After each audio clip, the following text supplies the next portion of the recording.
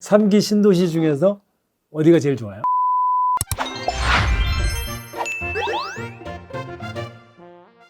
안녕하세요. 안녕하십니까? 안녕하십니까?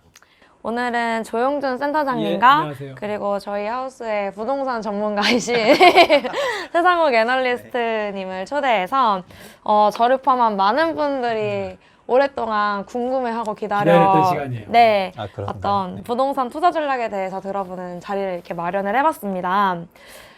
사실 부동산이 요즘 되게 엄청 뜨거운 감자잖아요. 네, 맞아요. 그래서 뭐 거의 강남 아파트 집값은 뭐 상상을 초월할 정도로 올랐다고 그러고 그래서 저희 같은 20대들이 되게 집값에 대해서 내 집 마련의 꿈을 잃는 것 같이 약간 박탈감을 느끼는 경우가 많은데 혹시 저희 같은 20대들도 부동산으로 좀 돈을 벌 수 있을까요?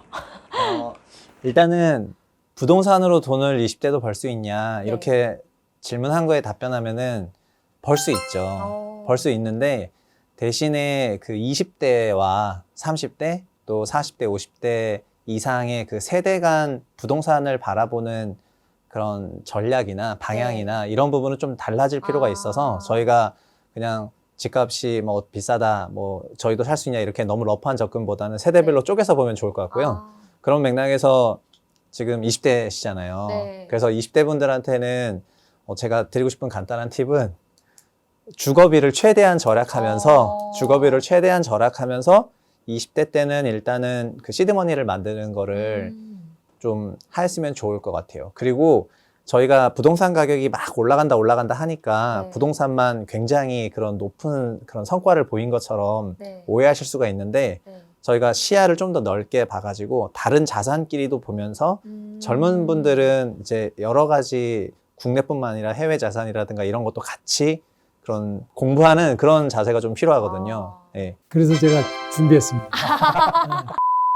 지금 우리 최상욱 위원이 얘기한 것처럼 사실은 젊은 분들한테는 부동산 투자라는 게 조금 좀 비싸죠. 좀 금액이 절대 크고 또 이제 부동산이라는 게 특성이 레버리지, 그러니까 조금 자기 돈 가지고 안 사고 자기 돈에다가 조금 빚을 내서 사기 때문에 그 레버리지로 생각해 보면은 수익률이 좋은 편이죠. 왜냐하면은 5억짜리 집을 사면은 2억 자기 돈이고 3억 대출 받는데 5억이 2억만 올라도 2배가 된 거니까 원본 기준으로 보면. 그래서 부동산 수익률이 좋을 것 같은 좋은데요.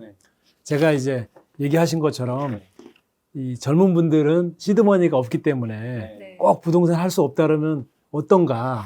그래서 자료 화면이 나가겠지만 그래도 준비를 또 했어요. 그래서 제가 보여드리면 미국 주식, 한국 주식, 미국 채권, 국채죠. 그리고 서울 아파트 이렇게 했는데 일단 서울 아파트는 지난 10년 동안 50% 올랐습니다. 50%. 근데 이거를 보통 아까도 얘기했지만 자기 돈의 비율이 한 절반 이하이기 때문에 한 2배 정도 이렇게 체감을 할 수 있는 거죠. 네, 그렇죠. 근데 미국 주식은 10년 동안 얼마 올랐냐?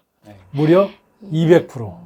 그러니까 서울 아파트 오른 거에 4배 올랐죠. 근데 그런 얘기 하시겠죠. 서울은 50% 올랐지만 강남 아파트는 더 오르지 않았냐. 맞아요. 더 올랐어요. 강남 아파트 더 올랐는데 미국 주식도 200% 올랐지만 그중에서 팡이라고 하는 거, 아마존, 구글 뭐 이런 거는 팡만 보면은 무려 200%가 아니고 10배. 10배 이상 올랐습니다. 10년 동안. 그래서 블루칩은 원래 좀 수익률이 좋은 편이고요. 그리고 이제 미 국채는 98%, 그러니까 한 2배 정도 올랐죠. 그 다음에 제일 안 좋은 게 우리 한국 주식. 조금 좀 그런데 사실 한국 경제가 좀 안 좋았기 때문에 한국 주식은 한 40% 올랐습니다. 그래서 부동산보다 못했고요. 어쨌든 제가 말씀드리고 싶은 것은 꼭 젊은 분들이 부동산만 고집하지 말고 시드머니를 뭐 일정 돈을 좀 저축할 때까지는 다양한 재테크를 좀 활용하는 게 좋겠다. 그런 좀 잔소리였나요? 아닙니다. 저도 공감합니다. 저도 그런 식으로 그 20, 30대 시드머니를 모았기 때문에 젊어서는 그런 공부하고 외국 자산에 대해서도 개방돼 있으면 좋을 것 같아요. 지금 제가 볼 때는 우리나라 부동산에 언론뿐만 아니라 관심이 많은 게 국내 자산만 놓고 보면 부동산이 너무 압도적이어가지고 맞아요. 그런 부분이 좀 있다 보니까 이제 부동산 하는 건데 눈을 열고 세계를 바라보라. 20대는 그렇게 하시면 좋지 않을까. 좀 잔소리로 들을 수 있는데 우리 최 의원님 얘기 중에 제일 20대 분들한테 좀 싫어할 수도 있지만 저는 좀 와닿은 얘기 중에 하나 뭐냐면 몸테크라고 말을 해갖고 저는 뭔 소린가 했는데 아, 부모님 몸테크. 집에서 살아라. 그렇죠. 자기가 조금 네. 집을 얻어서 살면 몸이 편하지만 부모님 집에서 살면 잔소리 듣고 좀 몸이 불편하더라도 좀 거리가 멀더라도 회사에서 주거비를 아끼고 몸테크를 해라. 오늘도 점심 부모님이 때 살아라. 그런 얘기를 했어요. 네. 몸테크 얘기를 했는데요.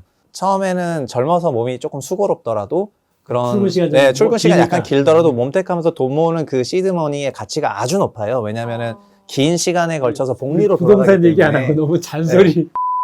네, 그러면 본격적으로 20, 30대의 부동산 전략에 대해서 한번 말씀 부탁드리겠습니다. 일단은 특히 사회생활 5년 이하인 사회초년생이라든가 네. 5년을 넘어가는 소위 직장 내 대리급 네. 이런 분들부터는 뭐 또 이제 결혼도 생각하고 이러면서 음. 부동산에 관심이 갈 수밖에 없는데요. 네. 그러니까 자연스럽게 저희가 꼭 해야 되는 거는 뭐 청약통장 가입한다거나 네. 그리고 뭐 민간 분양 아파트 같은 경우에는 청약이 또 가점제로 되는 건 알고 계세요? 네. 청약통장 가입하면은 네.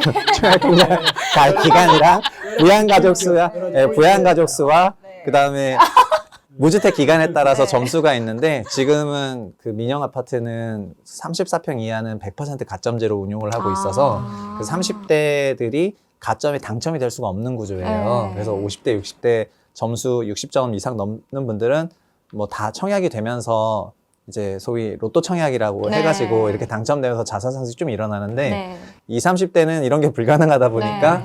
막 이제 기존 주택 아파트를 뭐 갭 투자를 한다거나 아. 막 이렇게 부동산을 투자로 보고 이렇게 접근하는 방식이 있는데요. 네. 제가 권장해 드리거는 청약통장 가입하고 그 다음에 정부가 지금 사회초년생이나 아니면은 그런 뭐 신혼부부라든가 물론 소득 기준이 있지만 네. 이런 2017년 말부터는 공공주택도 우리나라에 연간 6만 호씩 분양이 되고 있거든요. 그래서 공공주택 관련해서 제가 저희 회사에도 확인을 해봤는데 서울도시공사랑 LH공사랑 경기도시공사 홈페이지 가입해서 알람 받냐 내가 해보니까 하는 친구가 없더라고요. 그래서 그것도 잘 찾아 먹으면 서울시 요지에 좋은 아파트에 좋은 단지에 그 굉장히 양질의 주거를 잘 찾아 먹을 수가 있기 때문에 이 방송 저희 하나TV 보시는 분들은 그러니까 이 맥락은 심플한 거죠. 주거비를 최대한 아끼는 형태로 네. 하면 좋겠다는 거에 연장선에서 이런 것도 알아보시면 좋을 것 같고 그리고 민영주택에 거주하시게 되면은 뭐 처음에는 시드머니가 없다 보니까 전세나 아니면 월세나 이런 걸 사실 수도 있는데 네. 그렇게 하시더라도 주거비를 소득의 20% 이내로 되도록이면 관리하도록 해서 이제 저축 여력을 좀 갖고 가시는 거를 권장드리겠어요. 그러면 아까 갭 투자 얘기가 잠깐 나왔었는데 네네. 갭 투자에 대해서는 어떻게 생각하세요?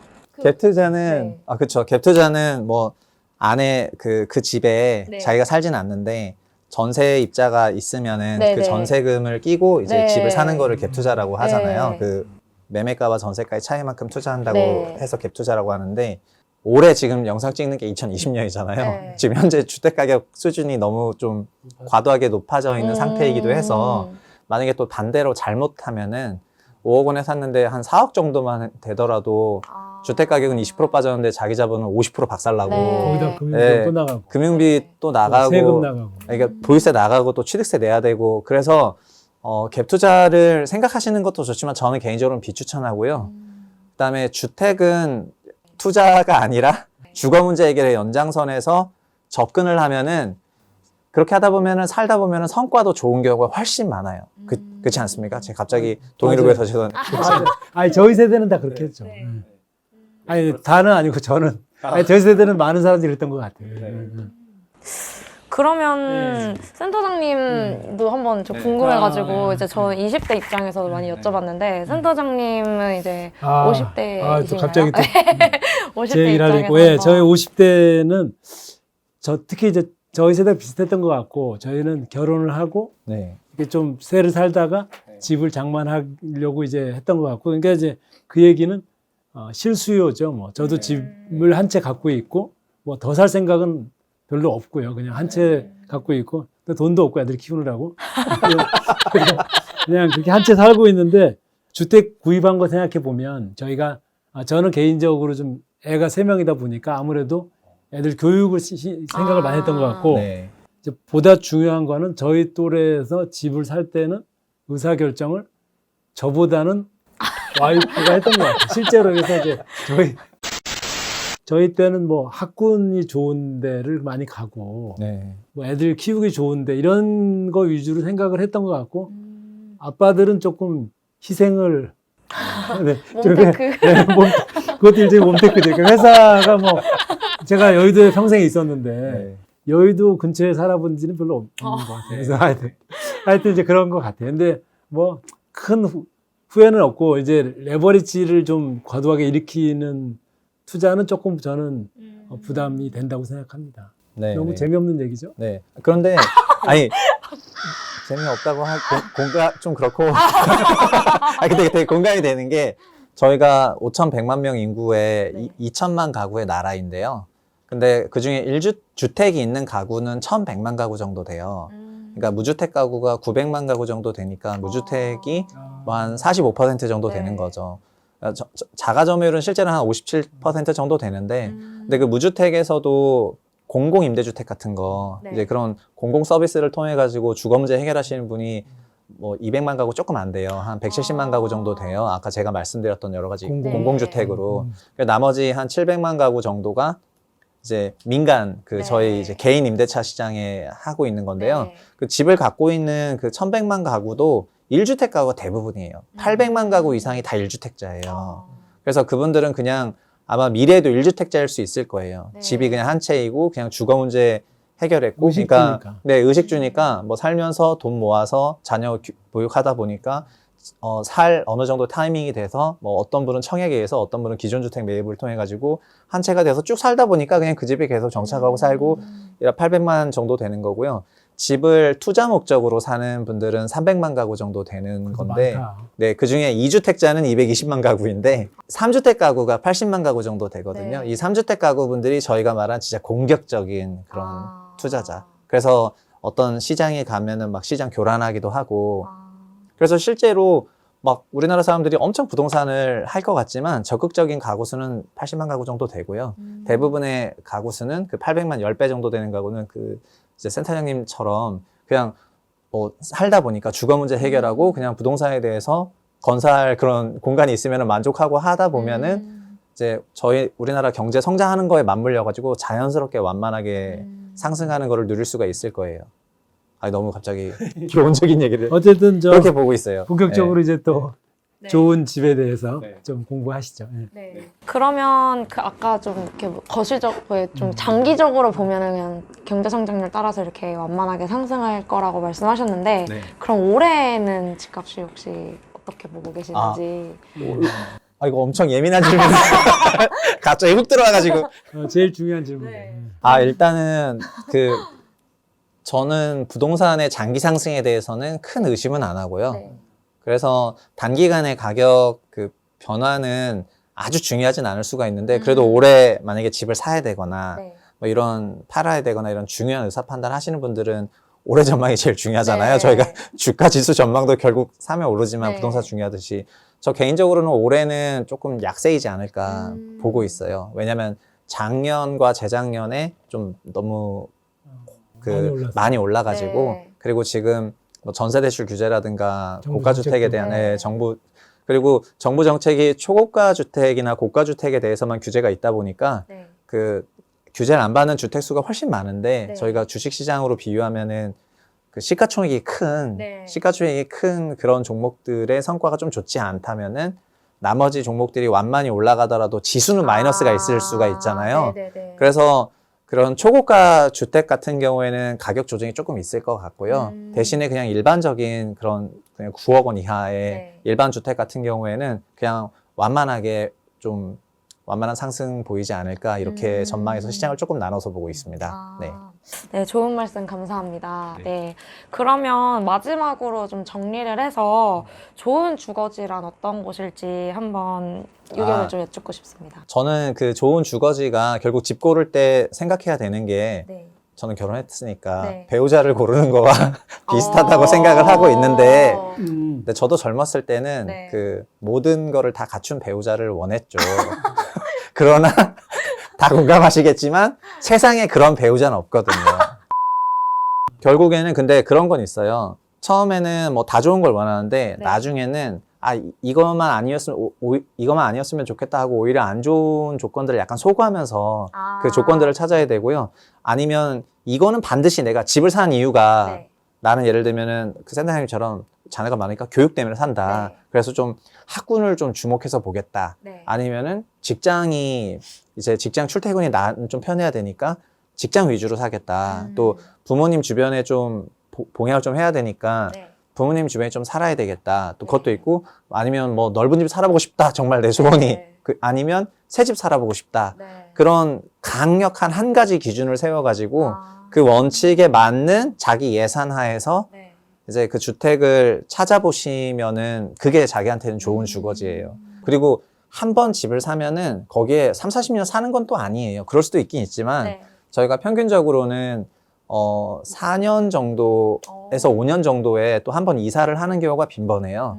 그래서 지금 현재 집을 사야 되는 그런 기준만 채우시면은 또한 5년 지나면 또 상황이 달라지잖아요. 네. 뭐 애가 태어날 수도 있고 그러면 그땐 또 다른 거기 맞춰서. 예, 맞춰서 늘 그때 맞춰서 하시면은 그게 본인에게는 제일 좋은 집이 아닐까. 네. 그래도 올해 어느 지역이 좀 유망하다. 예, 그 중요한 질문을 해주셔가지고. 받아 적을 그게 또 준비하고 듣고 있습니다. 네, 네, 네. 그리고 좀 상업적인 질문 해주셨네요, 갑자기. 네, 역시 하나TV 채널은 상업적이어야죠. 저희가 무슨 교육방송도 그거 들으려고 아니고. 보고 있는데 네네. 지금.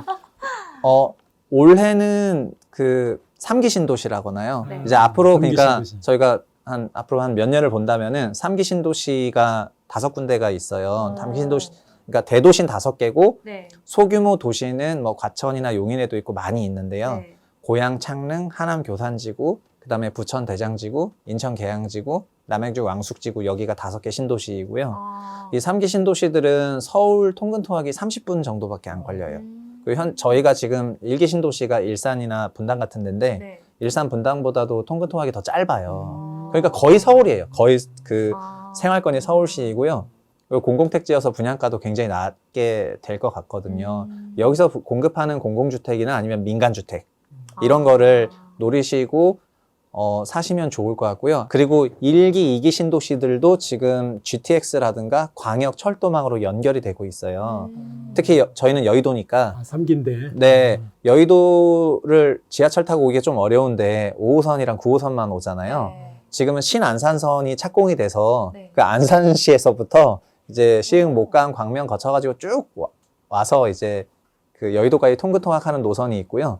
또 신림선 경전철이라 그래가지고 네. 저기 이제 관악구에서부터 또 쭉 타고 오는 노선도 있고 여기 노선이 더 추가가 되거든요. 그리고 GTX B노선은 인천 송도에서부터 오고요. 이런 식으로 그 출퇴근이 좀 편리해지는 그런 도시 지역에 아무래도 주거 수요가 있을 수밖에 없어서 2020년대는 이런 변화가 있는 지역의 주택 가격이 좀 상승률이 높을 것 같아요, 상대적으로. 그러니까 우량주죠, 저희가 생각할 때는. 네, 3기 신도시와 광역 교통망 수혜 지역 이런 데가 우량 지역이라고 생각을 하고 있습니다. 그래서 주택을 구매하실 거면 이들 지역으로 알아보시면 좋지 않겠는가. 네. 오늘 이제 우리 유명하신 우리 최상욱 위원님이 얘기해 준 걸 좀 정리해 보면 사회 초년생은 무리하게 집 사기보다 집 얻기보다 부모님 집에서 주거 비용을 줄이면서 시드머니를 모으자. 첫 번째 그 얘기. 그 다음에 이제 일정한 수준의 돈이 모이는 나이가 되면은 네. 빨리 청약을 들어라. 네. 청약 통장 들어서 네. 공공도 하고 또 민영도 하고 민간도 하고 이렇게 해서 네. 기존 주택을 사는 것보다는 좀 돈이 덜 드는 걸 생각해 보고 네네네. 이제 그 다음에는 주택을 구입한다고 하면 지금 3기 신도시, 네. GTX 등 뭐 네, 교통 편한데 네. 이런 교통 개발 지역 이쪽을 지금 노려봐라. 네네. 마지막 질문. 3기 신도시 중에서 어디가 제일 좋아요? 미안해요. 갑자기 그렇게 물어봤어. 3기 신도시 개발되는 지역 중에서는 그 뭐 조그만 지구인데 과천지구가 제일 좋을 것 같고요.